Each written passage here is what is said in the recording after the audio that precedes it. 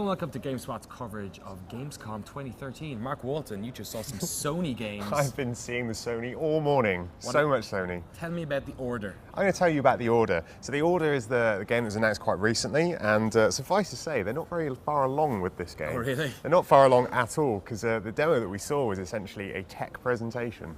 But this is a game that's coming out in 2014. Okay. It's coming out to PlayStation 4 exclusively.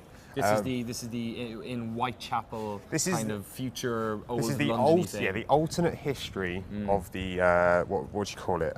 Sort of the post-industrial revolution England. One of the things that they showed us was how the actual engine of the game works, and essentially what they've done is they still have a texture artist, but instead of that being done at the end of the game, it's done at the beginning. So they have like a brick that's animated. As in textured, and they have like concrete, they have different types of metal, all the variations of that metal from shiny to dull.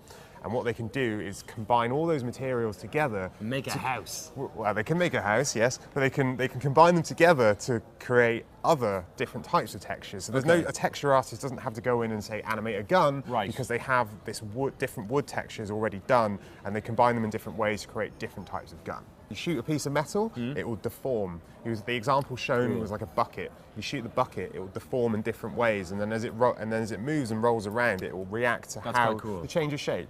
So instead of just a decal, it's like actually. Exactly. So it's little touches like that, and that's the sort of thing they aim for. They basically went on a tour of London where they took, I can't remember the exact number, but it was a lot of photos, 160 gigabytes of photo data. Did they ever have their camera robbed? No. Apparently they got stopped by the police though, several times. Yeah, that makes sense. So what we've got on the order so far is essentially some cool tech demos, a nice looking engine, obviously. It's brick tech, but not a lot on the game itself, so we'll have to wait and see, I'm afraid. All right, let's go to something a little bit closer to being released. You also saw Knack. I did see Knack. So Knack is the fun platformer by Mark Cerny, who also happens to be the lead system architect on PlayStation 4. Mark Cerny of Crash Bandicoot fame. Fame.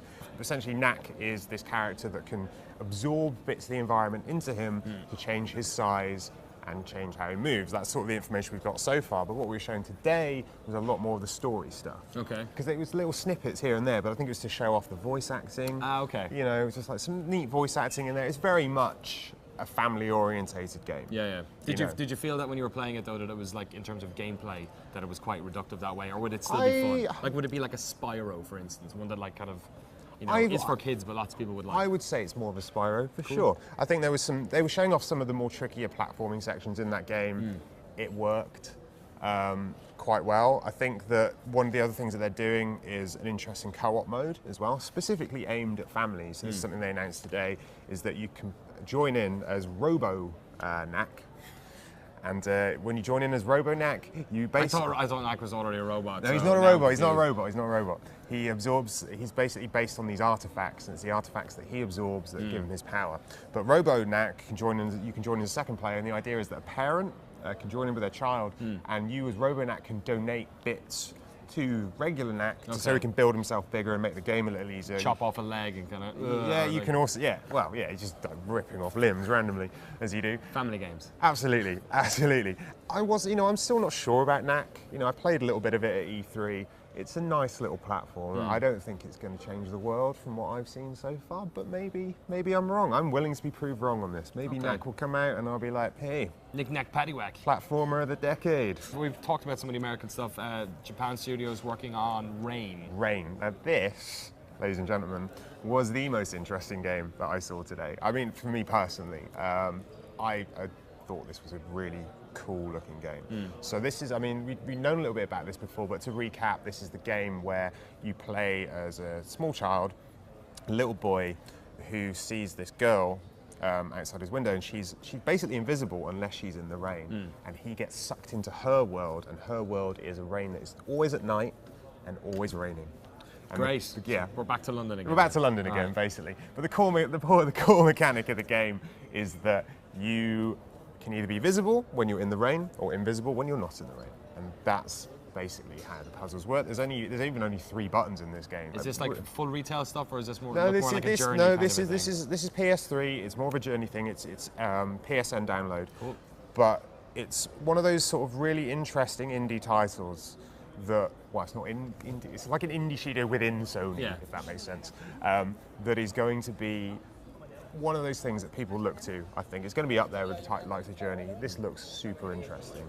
You know, I don't want to use the games as art angle, as it's a bit cliche. I know. Do it. I know. But if we were to go down that road, I would say that this would probably be one of those games. Okay. Another game that may be art is Beyond Two Souls, and that's the last game you saw this morning. The last game I saw this morning was Beyond Two Souls by our good friend David Cage. Indeed, who's just walking around here. He's walking around having a coffee. Getting his sun on. That's the high life we lead. What we saw today was essentially just a recap of some of the stuff we saw before. So, I mean, there wasn't too much news to talk about here.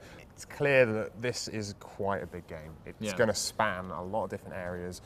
You've got the lead character who is spanning a huge age range. Like a lifespan. A lifespan of the lead character, and it's a really interesting development. And what was also very good were, again, the animations.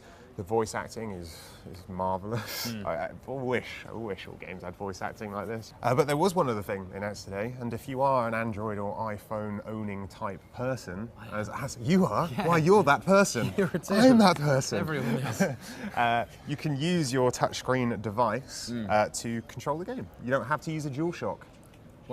I I know. Wait, I know.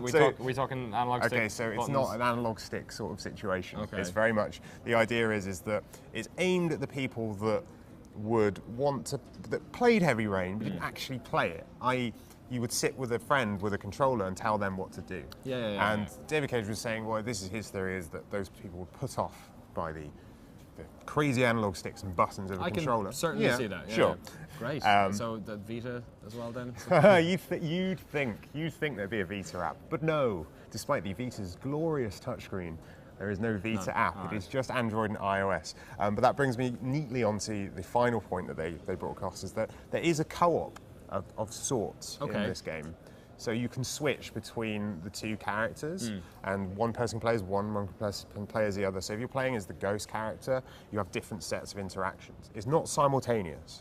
So you'll still help. You'll play as one, you'll move around, and then you'll switch to the other, and your friend can open a door for you.